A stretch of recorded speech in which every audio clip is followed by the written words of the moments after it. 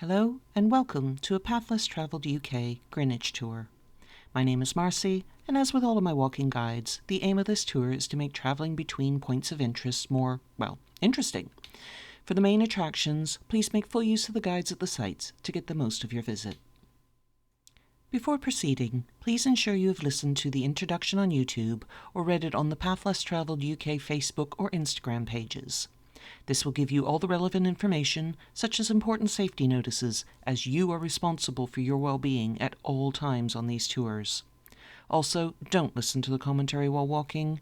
Keep alert of your surroundings and find a safe spot to stop and listen. The next two photos are from Google Maps, giving an overview of the area we're covering. There are also detailed maps with each section of the commentary to assist you in finding your way around. The whole tour takes less than an hour, not accounting for stopping at the sites.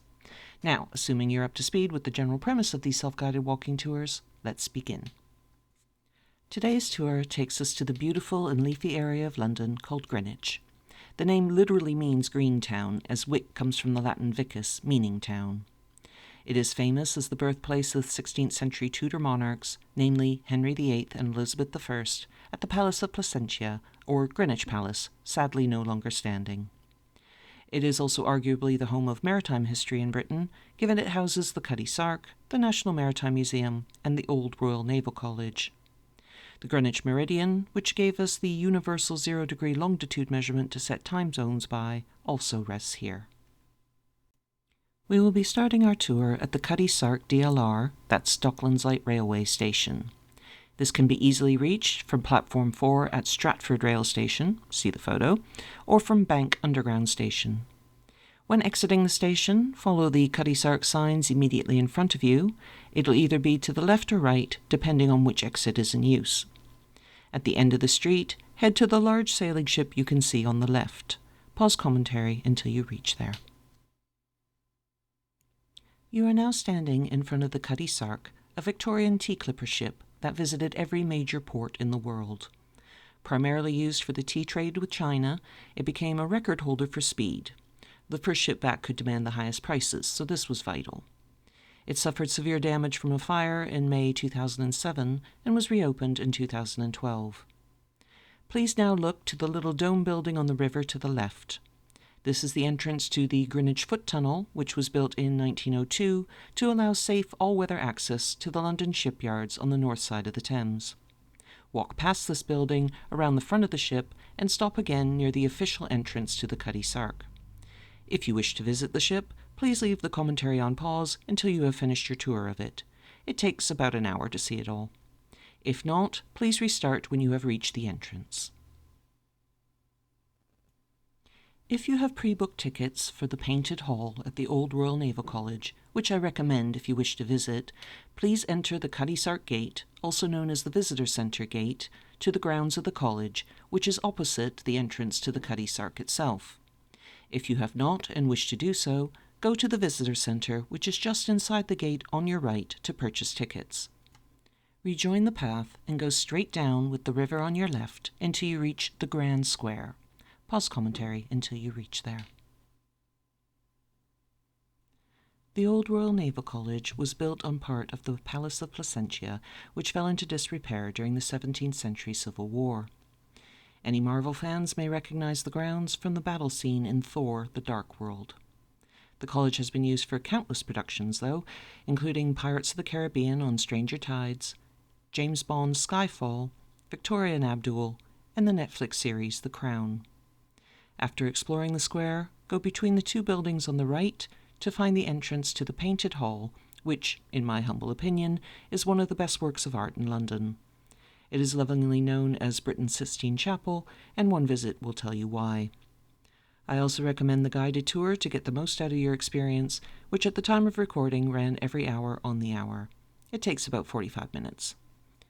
The building itself was designed by Sir Christopher Wren, who is also famous for St. Paul's Cathedral.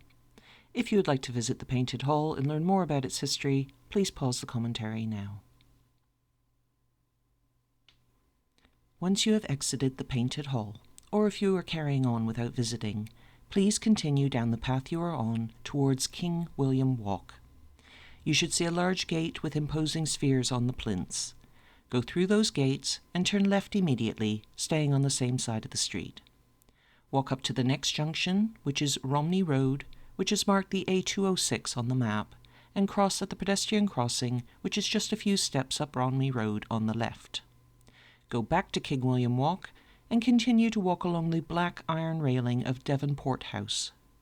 If the gate is open, enter the grounds and go immediately to the left as if you were walking back to the intersection you just crossed at. Here you will find a truly unique sculpture of a dead parrot on a simple white plinth. Pause commentary until you reach there. Any Monty Python fans will need no explanation, but for everyone else. In 2009, the artist John Reardon created the sculpture, presumably as a homage to the dead parrot sketch made famous by Monty Python. Why he would have chosen a sulphur-crested cockatoo instead of the Norwegian blue used in the original sketch may just be a matter of artistic license.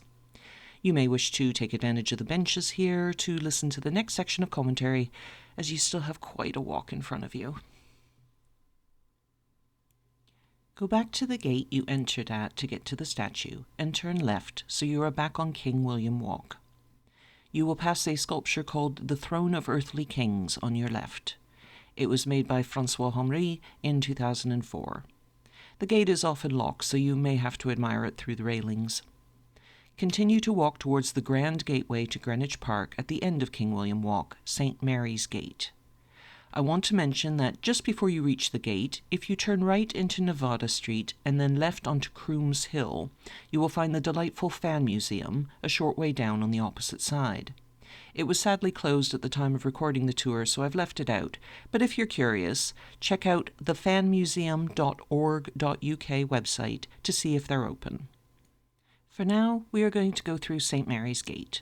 Shortly after entering the park, take the small path on your right and it will lead you to the Greenwich Royal Park Herb Garden. Definitely a seasonal place to visit, summer being the best time. You may wish to pause here and enjoy its many scents, as you have a steep uphill climb next. Pause commentary until you reach there. Leaving the herb garden, take the path that leads back to the main path that runs from St. Mary's Gate. Turn right and follow the path until you see a diagonal path to your left heading to the base of a steep hill. You might see the observatory peeking over the trees at the top. Walk up the hill, slowly, and remember to stop and take in the beautiful views offered over Canary Wharf, the City of London Business Centre, and the River Thames. At the top, you will find the entrance to the Royal Observatory and the London Planetarium, a must for anyone with an interest in astronomy. I would allow 2 hours for your visit. If you don't wish to visit, but would like to have a photo of you standing in the East and West Hemisphere, take the Kissing Gate, which is the iron gate with the minimal swing to it on your right, just at the top of the path up the hill. See the photo. Just past this is the old marker showing the prime meridian. If you wish to visit the observatory, please pause the commentary now and follow the signs to the entrance. If not, make your way to the statue of James Wolfe just a bit further past the entrance, opposite the very modern-looking building inside the complex, which is the planetarium. Pause commentary until you reach there. To the back of the statue of James Wolfe, who, for the interest of any Canadians listening, was the Major General in charge when the British Army defeated the French at the Battle of the Plains of Abraham in Quebec in 1759, find the path that has a signpost at the top, pointing to Queen Elizabeth I's oak. Follow the path straight down until you see a fallen tree trunk surrounded by iron railings. Sadly, the tree fell down in 1991 after dying the previous century and being propped up by ivy. It is legend that the Queen picnicked under this tree, and as she was born at a palace nearby, it's one of the easier stories about her to believe. Pause commentary until you reach there.